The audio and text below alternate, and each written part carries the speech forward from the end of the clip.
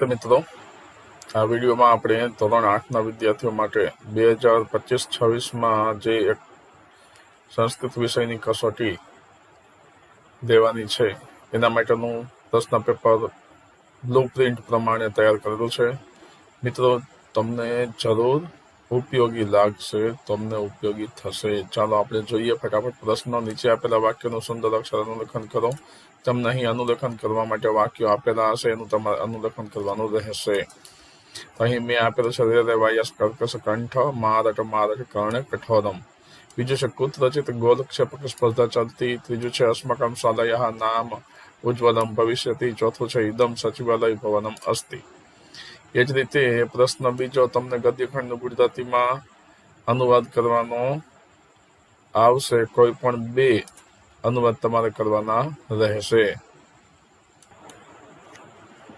મિત્રો, પ્રથમ છે કુત્રચિત ધાવન સ્પર્ધા ચલતી બાલકાઃ પ્રયત્નપૂર્વકમ શીઘ્રતયા ધાવન્તિ. કતિપય બાલકાઃ ઉચ્ચૈઃ વદન્તિ ધાવતુ ધાવતુ ત્વરિતમ ધાવતુ. આનું ગુજરાતી આપણે આ રીતે કરી શકીએ. ક્યાંક દોડવાની સ્પર્ધા ચાલી રહી છે. બાળકો પ્રયત્નપૂર્વક એટલે કે ખૂબ મહેનતથી ઝડપથી દોડે છે. કેટલાક બાળકો મોટેથી બોલે છે દોડો દોડો જલ્દી દોડો. ત્યારબાદ બીજું આપેલ છે એકદા સહ અપશ્યત સિંહ સ્વભાર્યયા સહ નદ્યાઃ જલપાનાર્થમ આગચ્છત. નદ્યાઃ જલે સ્થિતઃ મકરઃ સિંહ ભાર્યયાઃ વધમ અકરોત. તો એકદા સહ અપશ્યત, એક દિવસ તેણે જોયું, એકવાર તેણે જોયું. સિંહ સ્વભાર્યયા સહ, સિંહ પોતાની પત્ની એટલે કે સિંહણ સાથે, નદ્યાઃ જલપાનાર્થમ, નદીનું પાણી પીવા માટે, આગચ્છત એટલે કે આવ્યો. નદ્યાઃ જલે એટલે નદીના જળમાં અથવા તો પાણીમાં, સ્થિતઃ મકરઃ રહેલા મગરે, સિંહ ભાર્યયાઃ વધમ અકરોત, સિંહની પત્નીને મારી નાખી અથવા એનો વધ કર્યો. ત્યારબાદ ત્રીજું છે સચિવાલય એવ ગુર્જર પ્રદેશ શાસનસ્ય મુખ્ય કાર્યાલય અસ્તિ. સચિવાલય જ ગુજરાત પ્રદેશના શાસનની મુખ્ય કચેરી એટલે કે મુખ્ય કાર્યાલય છે.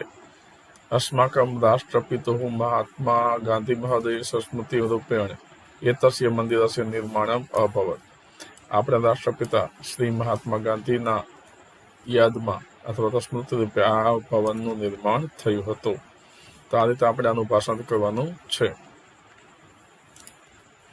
ત્યારબાદ પ્રશ્ન ત્રીજો આપેલો છે યોગ્ય વિકલ્પ પસંદ કરવાનો છે તમારે. કહ ક્ષીયતે વર્ધતે ચ. તો સૂર્ય, સમુદ્ર, આકાશ કે પર્વત. તો અહીં આવે છે સમુદ્ર. ચાણક્ય કંબલાન કુત્ર નયતિ. ચાણક્ય કંબલ ક્યાં લઈ જાય છે? સ્વગૃહે લઈ જાય છે. કહ મુદ્રિકામ પ્રેષિતવાન. તો એમાં જવાબ આવે છે રામ. ગાંધીનગરસ્ય સમીપે કિમ અસ્તિ. ગાંધીનગરસ્ય સમીપે ઇન્દોરા પક્ષી ઉદ્યાનમ અસ્તિ. ત્યારબાદ પાંચમું છે મકરઃ કસ્ય વધમ અકરોત. તો જવાબ આવે છે મકરઃ સિંહ ભાર્યયાઃ વધમ અકરોત. ત્યારબાદ પ્રશ્ન છે સંસ્કૃત પ્રશ્નના ઉત્તર સંસ્કૃતમાં આપવાના છે કોઈ પણ 4. પ્રભાત સમયે સમીરઃ કથમ ચલતી. તો જવાબ તમારો આવો બનશે પ્રભાત સમયે સમીરઃ મંદમ ચલતી. બીજું છે કસ્ય મંત્રી ચાણક્ય.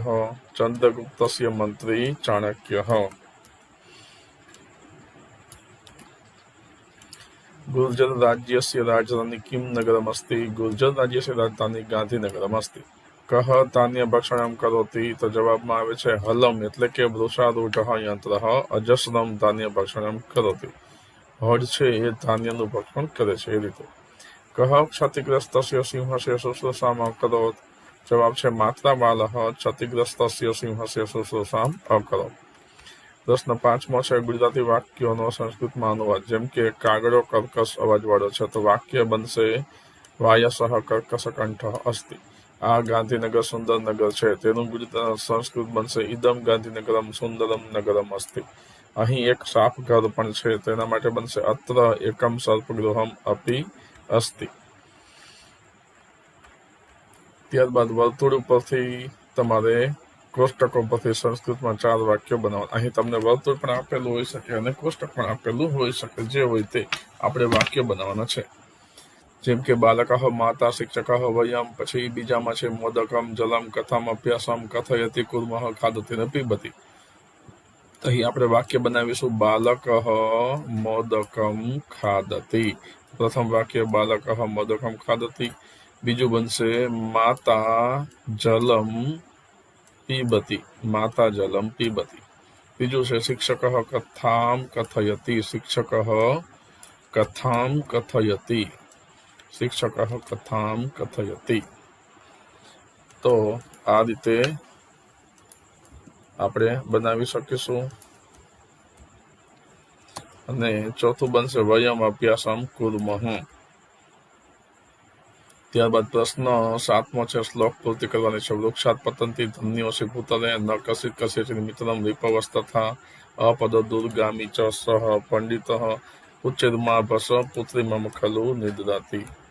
તો આને આપણે આ રીતે લખી શકીએ. વૃક્ષાત પતંતી પર્ણાની વૃક્ષસ્ય પ્રસરો મહાન વૃક્ષે ખગાહ નિકુંજંતી વૃક્ષ ધન્યોસી ભૂતલે. ત્યારબાદ છે ન કશ્ચિત કસ્યચિત મિત્રમ ન કશ્ચિત કસ્યચિત વિપુઃ વ્યવહારેણ જાયંતે મિત્રાણી વિપવસ તથા.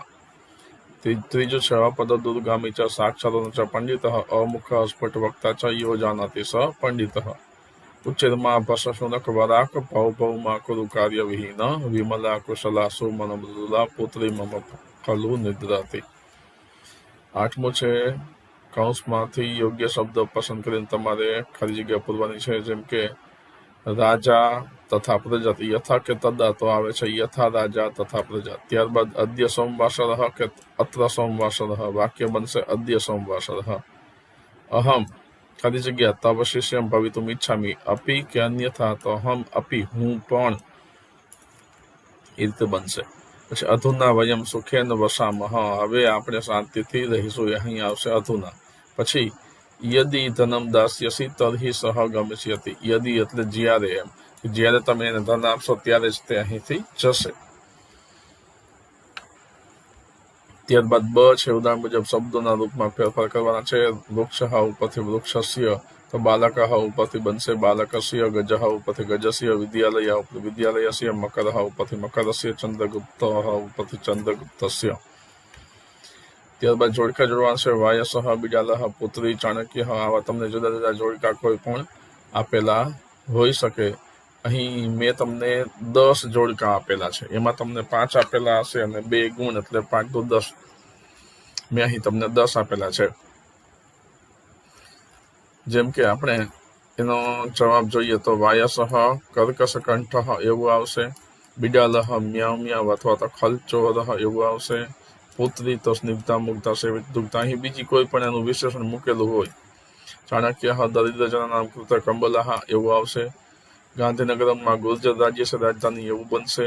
અક્ષરધામ મંદિરમાં અધ્યાત્મ વિજ્ઞાનીય સંગમ બનશે. મકરહનું સિંહ ભાર્યયા વધમ અકૃત એવું બનશે.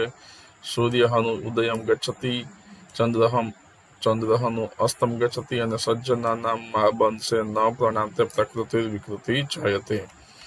તો મિત્રો આ રીતે તમારા માટે આ એક પેપર મેં તૈયાર કરેલું છે. મિત્રો મને આશા છે જરૂર ને જરૂર તમને આમાંથી મોટા ભાગના પ્રશ્નો પૂછાશે. મિત્રો મારી યુટ્યુબ ચેનલ અગ્રવાલ સર્ચ ગેર મંદિરને લાઈક કરજો, શેર કરજો, તમારા અન્ય મિત્રોને પણ આ વિડીયો મોકલજો. મિત્રો ઘણા વિદ્યાર્થી મિત્રો અને શિક્ષક મિત્રો આ વિડીયો જોવે છે, એનો ઉપયોગ કરે છે, પરંતુ પોતે મારા વિડીયોને લાઈક કરતા નથી અને શેર પણ કરતા નથી. તો હું આટલી બધી મહેનત કરતો હોઉં તો તમારે વિડીયોને લાઈક, શેર અને મારી ચેનલને સબસ્ક્રાઈબ તો કરવી જ જોઈએ. આવા જ અન્ય વિડીયો મેળવવા માટે મારી યુટ્યુબ ચેનલને સબસ્ક્રાઈબ કરજો.